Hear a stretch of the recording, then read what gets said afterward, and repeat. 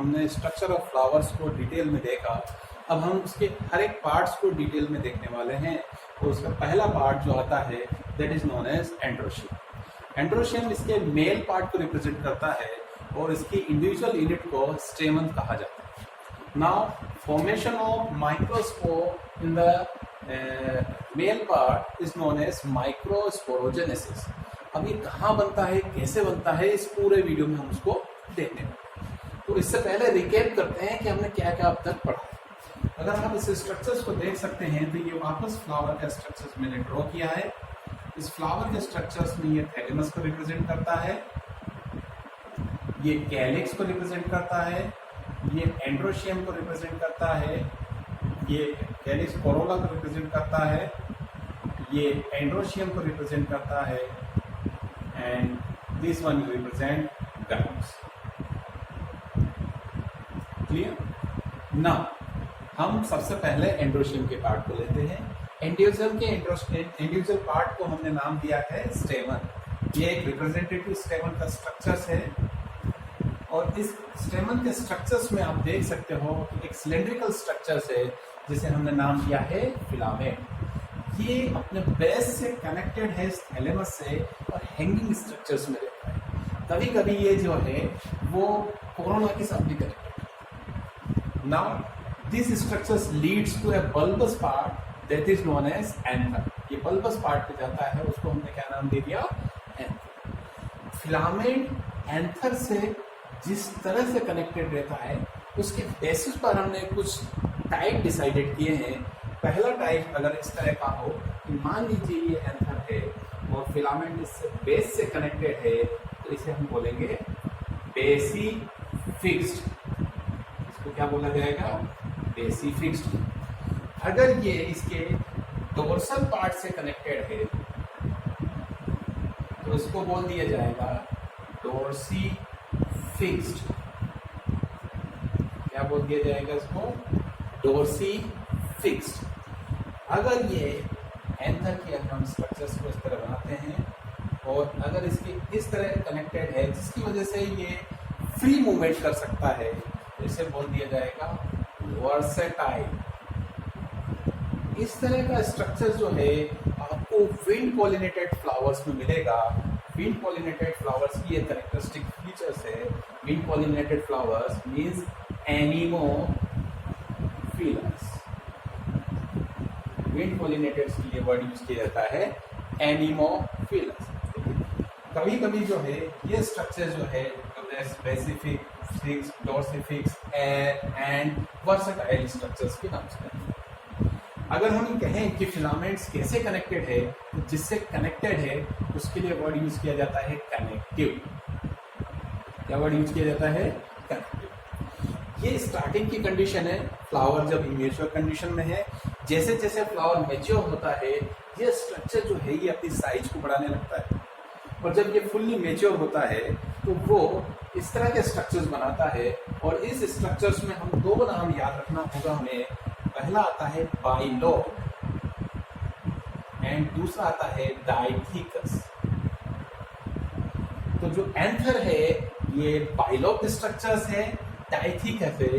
इसका मतलब क्या है, अगर हम इसका सेक्शन लेते हैं, सेक्शन लेने पर कुछ मैच्योरिटी के होने के बाद ये स्ट्रक्चर जो है वो इस तरह का बन जाता है। This is known as bilobe structure. Again कुछ पीरियड के बाद ये मैच्योर जैसे जैसे होगा तो ये स्ट्रक्चर इस पीरियड में इस स्ट्रक्चर्स में कन्वर्ट होने लगेगा।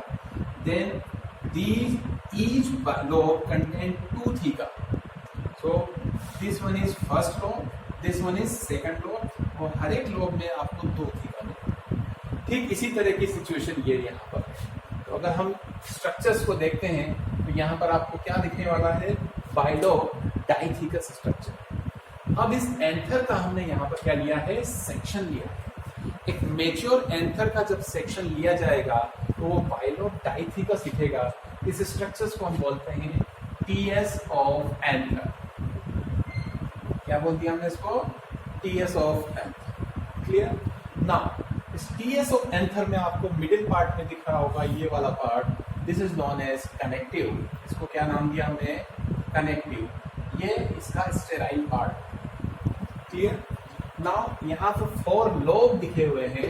इन 4 लोब को हम यहाँ पर नाम देते हैं माइक्रोस्पोरेंजिया। क्या नाम दिया है हमने इसको? माइक्रोस्पोरेंजिया। ये माइक्रोस्पोरेंजिया जो है वो 4 माइक्रोस्पोरेंजिएट है, कंडीशन है, इसलिए इसको हम टेट्रास्पोरेंजिएट भी बोला जाता है। क्या नाम दिया है हमने इसको? टेट्रास्पोरेंजिएट। अब फर्दर इसकी मेच्योरिटी को अगर हम देखते हैं, हमारे सामने सिचुएशन आती है कि जब ये कुछ इमेच्योर कंडीशन में रहता है, यहाँ पर कुछ सेल्स मिलेगी जिनको नाम दिया जाएगा स्पोरोजीनस सेल्स। क्या नाम दिया जाएगा? Sporogenous cells. जैसे जैसे टाइम निकलेगा, ये मेच्योर होगा, ये स्पोरोजीनस सेल्स धीरे धीरे क्या होंगी? साइज में बड़ी होंगी। ये एरिया साइज में बड़ा होगा, सेल्स थोड़ी सी इनलार्ज होगी, और इन सेल्स को अब क्योंकि ये कैपेबल है माइक्रोस्पोर बनाने के लिए, इसलिए इसके नाम दिया हमने माइक्रोस्पोर मदर सेल। आगे से हम इसको MMC बोलेंगे। ठीक है? ये माइक्रोस्पोर मदर सेल जो यहाँ पर है, इसमें अभी तक की इसकी कंडीशन है, ये है 2N डिप्लॉयड कंडीशन में है। इसमें डिवीजन होगा कौन सा? रिडक्शनल डिवीजन, जिसके लिए स्पेसिफिक टर्म है अपना मियोटिक डिवीजन। और हमारे पास एक सेल से 4 इस तरह की सेल्स बनने वाली है। थोड़ा सा स्ट्रक्चर बना दिया जाए। एक सेल जो है पीछे की तरफ हाइड, ठीक है? तो इस तरह का जो स्ट्रक्चर्स बनेगा that is known as tetrad. उसको बोल दिया हमने टेट्राड। यहाँ तक बात क्लियर हुआ? चलिए, तो टेट्राड कंडीशन यहाँ पर बनेगी। 4 जो सेल्स हैं जो इंडिविजुअली बाद में किसके नाम से जानी जाएंगी? माइक्रोस्पोर से आपस में जुड़ी हुई है। ठीक है? अब डिपेंड करता है ये टेट्राड किस तरह का है, उस बेसिस पर कभी इसको लीनियर बोल दिया जाता है, कभी इसको आइसोबाइलेटरल बोल दिया जाता है। ठीक है? तो कभी टेट्राहेड्रल बोल दिया जाता है। अगर हम स्ट्रक्चर्स को देखें तो ये कंडीशन जो है अगर इस तरह का है जिसमें 4 टेट्राड इस लीनियर में अरेंज हैं, तो इसको हम नाम देंगे लीनियर टाइप का। This one is called linear. कभी कभी ये जो है वो इस पैटर्न में आ जाता है, एक सेल है, दूसरी सेल है, तीसरी सेल है, और एक पीछे की है, तो इसको बोल दिया हमने टेट्राहेड्रल। टेट्राहेड्रल।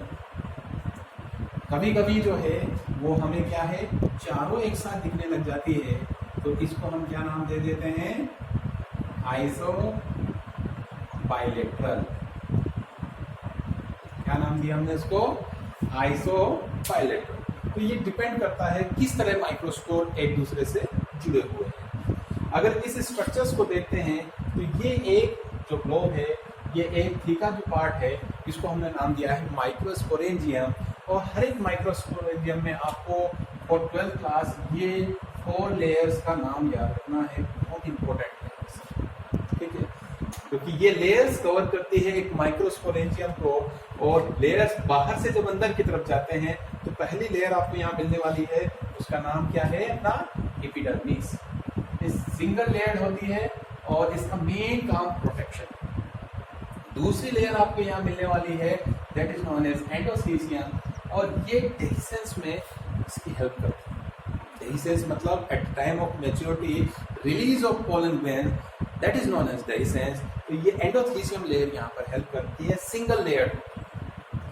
तीसरी लेयर जो है ये मिडिल लेयर होती है, इसका कोई स्पेसिफिक फीचर नहीं है, 1 to 3 लेयर होती है, और ये डीजनरेट होती है। चौथी लेयर आपको यहाँ पर मिलेगी, बहुत इंपॉर्टेंट है, इससे रिलेटेड बहुत सारे क्वेश्चंस पूछे जाते हैं। इसका नाम है टेबिटम, और ये न्यूट्रिटिव फंक्शन। किस तरह के फंक्शन है? Nutritive function. इस टेबिटम जो है वो मल्टीन्यूक्लिएटेड है, और इससे एक स्पेसिफिक स्ट्रक्चर्स बनता है यूबिश बॉडीज। क्या बनता है? यूबिश बॉडीज। और ये यूबिश बॉडीज जो है ये डेवलपिंग माइक्रोस्पोर को, इसको डेवलपिंग माइक्रोस्पोर्स को क्या करते हैं? ऑर्नामेंटेड स्ट्रक्चर्स देते हैं। आपने कभी कभी माइक्रोस्पोर के स्ट्रक्चर्स को देखा होगा, तो इसको ऑर्नामेंटेड स्ट्रक्चर्स बोलते हैं। तो ऑर्नामेंटेड स्ट्रक्चर्स देने में ये इसका वो डेहिसेंस होगा, और डेहिसेंस जहां से होगा उसको बोल दिया जाएगा लाइन ऑफ डेहिसेंस। और जहां से माइक्रोस्पोर्स निकलेंगे टेट्राड के फॉर्म में, और बाद में टेट्राड रिलीज होकर इंडिविजुअल माइक्रोस्पोर बनेंगे। अब वो इंडिविजुअल माइक्रोस्पोर फर्दर आगे पोलन ग्रेन्स में कन्वर्ट होंगे। एक चीज जो मैं आपको यहाँ बताना चाहता हूँ, ये है माइक्रोस्पोरेंजियम, और कुछ मेच्योरिटी के बाद ये सेल लाइक स्ट्रक्चर हो जाता है, तो इसको हम नाम देते हैं पोलन सेल। क्या नाम दिया हमने इसको? Pollen cell.